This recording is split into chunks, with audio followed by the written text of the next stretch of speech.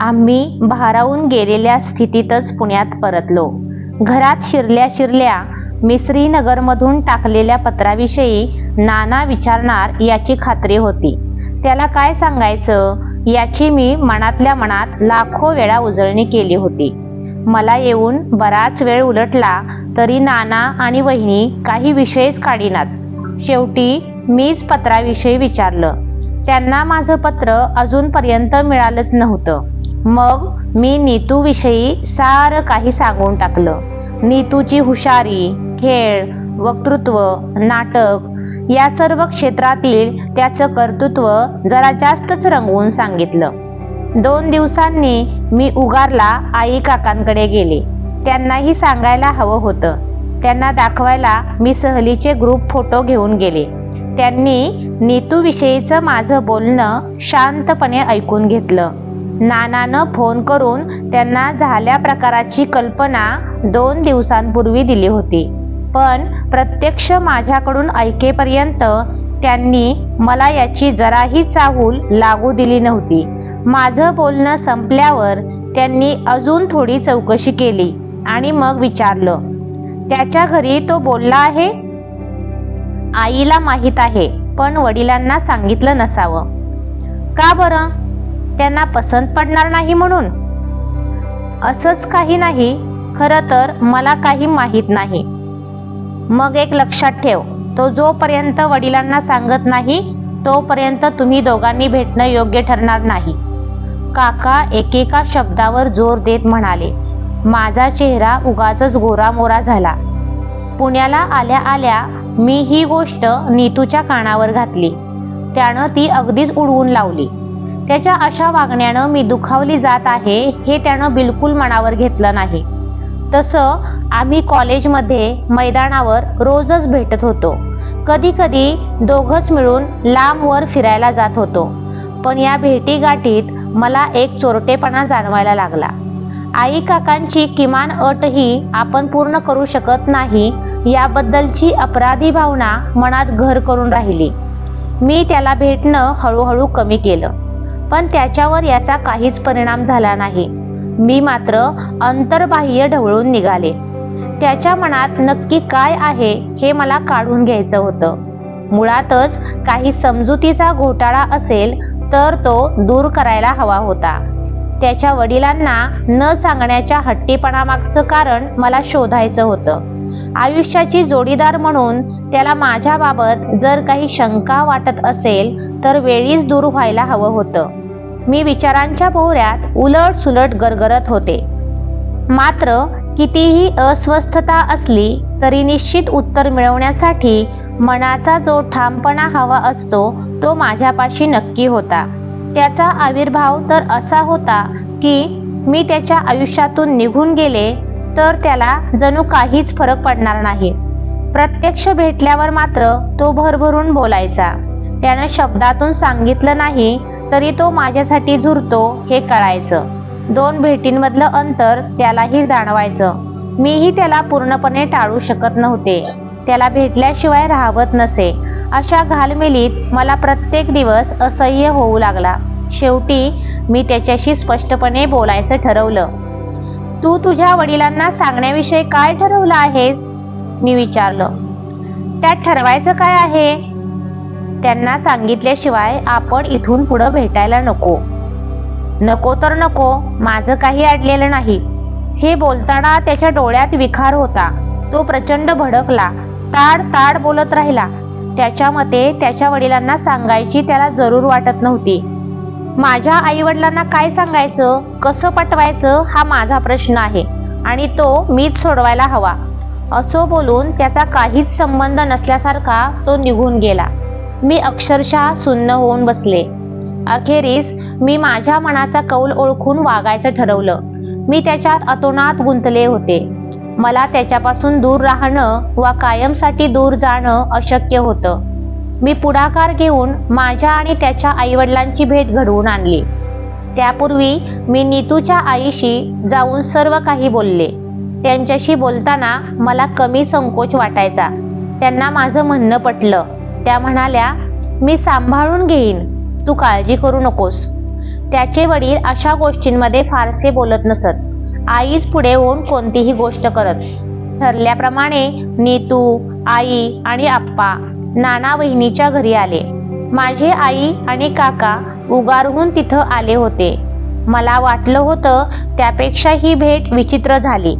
कुणा एकाचं चुकलं असं म्हणता येणार नाही, पण बोलण्याची गाडी भलतीकडे घसरली. बोलता बोलता आई म्हणाल्या, मुला मुलींनी ठरवलं आहे ते ठीक आहे, पण इतक्यात ही गोष्ट जाहीर कशाला करायला हवी? यावर माझी आई म्हणाली, तुम्ही मुलाची आई आहात म्हणून असं बोलू शकता. मुलीची बाजू लंगडी असते, त्यातून आम्ही दोघं इथं नसतो. उद्या माझ्या मुलीबद्दल कोणी वेडवाकडं बोलायला लागलं तर आम्ही कुणाकुणाचं तोंड धरणार? बोलता बोलता आईच्या डोळ्यात पाणी आलं. ते पाहून नीतूच्या आई फटकन म्हणाल्या, दोन्ही घरांना काळीमा फासेल असं माझा मुलगा काहीही करणार नाही. तुमचा माझ्या शब्दावर विश्वास नसेल तर तुमच्यासमोर त्याला आत्ताच्या आत्ता कबूल करायला लावते. नीतू, त्यांच्या पाया पड आणि सांग, तुझ्याकडून वेडवाकडं काही घडणार नाही. तू अलकाला दिलेला शब्द पाळशील. आपल्या नाट्यमय पद्धतीनं आई बोलत होत्या. माझ्या आईचं बोलणं त्यांना अपमानास्पद वाटलं होतं. मला नीतूकडे पाहायची हिंमत होत नव्हती. आई नुसत्या बोलून थांबल्या नाहीत, त्यांनी नीतूला आई काकांसमोर कबूल करायला लावलं. नीतूसारख्या मुलाला असं काही करायला भाग पाडणं किती अशक्य होत असेल याची कल्पनाच केलेली बरी. पण आईचा शब्द खाली पडू द्यायचा नाही या एका भावनेनं त्यानं ते केलं. मला मात्र मेल्याहून मेल्यासारखं झालं. अशा पद्धतीनं बोलणी होतील असं मला स्वप्नातही वाटलं नव्हतं. झालं ते होऊन गेलं. त्यावर काथ्याकूट करून आता उपयोग नव्हता.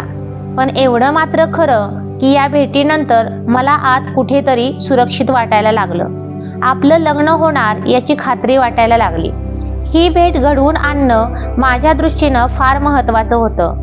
नीतू एवढं झुकला तो माझ्यासाठी, ही भावना त्याच्या अरेरावी वागण्याच्या पार्श्वभूमीवर दिलासा देऊन गेली.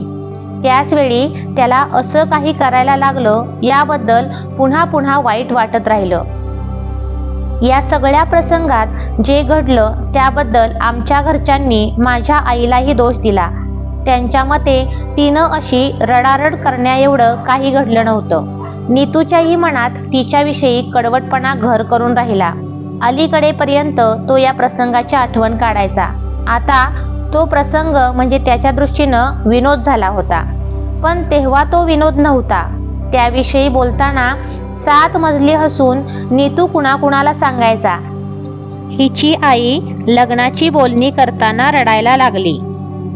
हे सांगतानाचा त्याचा टिंगलीचा सूर मला आवडायचा नाही. मला वाटायचं तुम्हाला माझ्या आईचं वागणं आवडलं नाही तर गप्प बसावं, त्याची जाहीर चेष्टा कशाला? या प्रसंगानंतर नीतूच्या मनात पडळकरांविषयी अढी निर्माण झाली. त्यानं मला ठणकावून सांगितलं की मला व्यवस्थित बोलावणं केल्याशिवाय मी तुमच्या घरात पाऊल टाकणार नाही.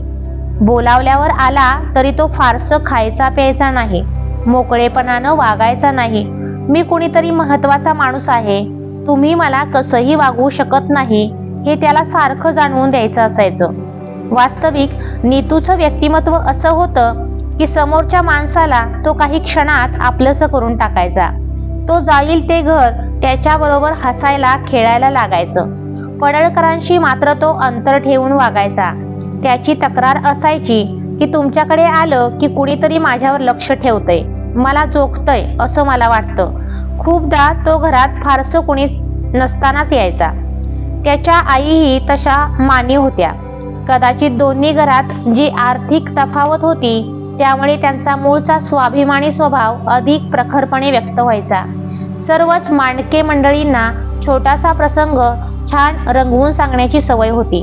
कधी कधी त्यात नाटकीपणा यायचा. त्यांची गुरुभक्ती, रोजची आरती, ज्योतिषावरचा विश्वास, भाषणबाजी केल्यासारखं अलंकारिक भाषा वापरत बोलणं, हे सगळं आमच्याकडे नवीन होतं. त्याची थोडीफार चेष्टाही व्हायची. मी यावर फार काही बोलायची नाही. बोलणं मला आवडायचं नाही. याचा परिणाम म्हणून की काय, माणक्यांकडच्या ज्या गोष्टींची आमच्या घरी चेष्टा होऊ शकते अशा गोष्टी मी घरी सांगेनाशी झाले. त्या भेटीनंतर माझ्यात अजून एक बदल झाला. मी नीतूला चार चौघात अहो म्हणायला लागले. मला तो आता प्रियकराऐवजी वाग्दत्त वर वाटायला लागला असावा. त्यानंही मला हा अहो जाहोचा उपचार कशासाठी असं म्हटलं नाही. त्या वयात त्याला ते आवडलं असावं. आमच्याकडचेही सर्वजण त्याचा उल्लेख नीतू असा न करता त्याला मांडके म्हणायचे. खरं म्हणजे मला ते अजिबात आवडायचं नाही, पण का कुणास ठाऊक तशी सवय पडून गेली. मी सुद्धा सर्वांमध्ये त्याचा नीतू असा उल्लेख करायला खूप लाजायची.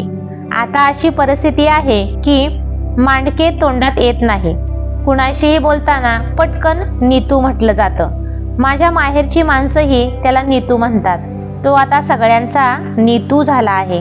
तेव्हा तो फक्त माझा नीतू होता. मी मांडक्यांच्या घरी वरचेवर जाऊ लागले. त्यांच्याकडचं मोकळं वातावरण मला आवडायचं. नीतूच्या आईपाशी प्रेम प्रकट करण्याचं कौशल्य आहे हे जाणवायचं. त्यांच्याशी गप्पा मारायला मला आवडायचं. त्यांना मी सांगून ठेवलं होतं की मला रीतभात काही माहीत नाही. काही चुकलं तर मोकळेपणानं सांगत जा. आप्पांना राजकारणात रस होता, त्यामुळे घरात अगदी हिरिरीनं वादविवाद व्हायचे. रात्रीच्या जेवणाच्या वेळी हात वाळले तरी चर्चा संपायच्या नाहीत. अश्लील विनोद, कोट्या यांचीही बरसात असायची. अनिल भाऊजी, प्रमोद भाऊजी NCC मधले पाचकळ विनोद सांगायचे. आप्पा सुद्धा त्यात सामील होत. आई, शोभाताई, ज्योती, मी यांच्यासमोर बोलायचं नाही असं काही बंधन नव्हतं. सगळं कसं खुल्लम खुल्ला. शोभाताई मला जरा कडक वाटायच्या. खरं तर त्या प्रेमळ आहेत. मला आठवतं एकदा त्या माझ्या वसतिगृहातील खोलीवर आल्या. खोलीत खायला काहीच नव्हतं, म्हणून मी येता येता वाटेत केळी घेतली. त्या केळ्यांवरून त्या मला इतक्या फटकन म्हणाल्या, महाग घेतलीस आणि बघूनही नाही घेतलीस. किती डाग पडलेत बघ. बाप रे, मला असं कधी ऐकायची सवय नव्हती. मी कधी कुठे उधळमाधळ करत नसे, पण काटकसर आणि चिकित्सा करणं माझ्या स्वभावात नव्हतं.